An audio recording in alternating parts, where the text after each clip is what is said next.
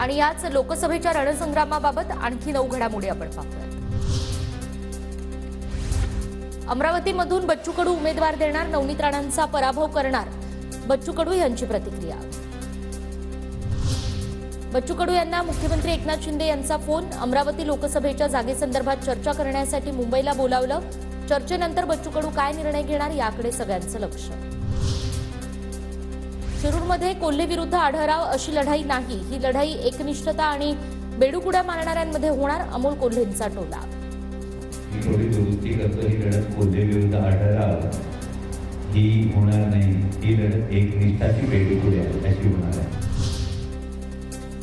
अजित पवार श्रीकांत शिंदेंना पाडण्याचं काम करतायत, ठाण्यामध्ये गुंडगिरी वाढल्याचं अजित पवार कल्याणमध्ये म्हणाले। जितेंद्र आव्हाड यांचं वक्तव्य। पवार श्रीकांत शिंदेला पाडण्याचं काम करतायत,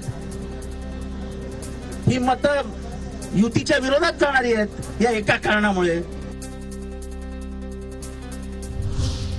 शहाजी बापूंचे पुतणे संग्रामसिंह पाटील यांचा पुढच्या आठवड्यात शरद पवार गटात प्रवेश, शरद पवारांची मोदी बागेत भेट घेतली, आम्हाला रणजित निंबाळकरांचा पराभव करायचा अशी ही प्रतिक्रिया।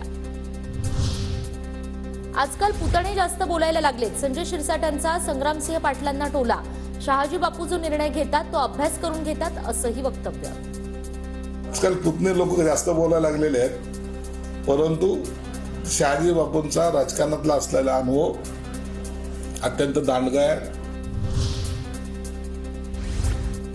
आमदार राजू पारवेंचा काँग्रेसच्या प्राथमिक सदस्यत्वाचा राजीनामा, वर्षा निवासस्थानी मुख्यमंत्र्यांच्या उपस्थितीत राजू पारवे यांचा शिंदेंच्या शिवसेनेत प्रवेश। ज्योती मेटेंनी घेतली उपमुख्यमंत्री देवेंद्र फडणवीसांची भेट, ज्योती मेटे बीड लोकसभेसाठी इच्छुक।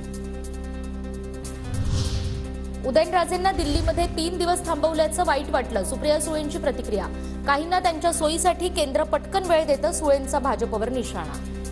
मला उदयनराजेंचा आणि त्यांच्या गादीचा अर्थातच मानच आहे, त्याच्यामुळे आम्हालाही खूप वाईट वाटलं आणि वेदना वाटल्या।